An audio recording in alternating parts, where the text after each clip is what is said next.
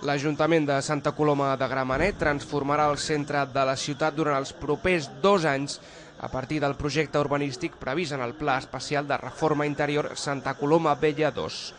Una iniciativa que comença aquesta mateixa setmana amb els primers enderrocs d'aquests edificis que veieu a la plaça de la Vila i que es dividiran en 3 fases. El projecte donarà continuïtat a l'actual passeig Mossèn Jaume Gordi fins a arribar a la cruïlla de plaça de la Vila amb la Rambla de Sant Sebastià.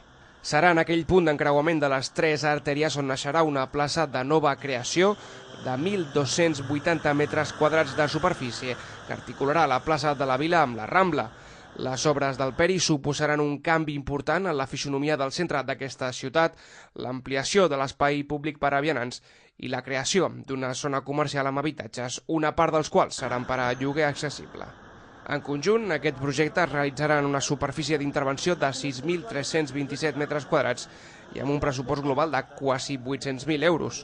El projecte també vol millorar l'accessibilitat dels vianants que volen anar de la plaça de la Vila o la Rambla al passeig de Mossèn Jaume Gordi, mitjançant la col·locació d'un ascensor, l'entrada del qual estaria a l'alçada del carrer del Pedró i de la cruïlla de la Rambla de Sant Sebastià amb la plaça de la Vila, tot plegat per salvar el desnivell.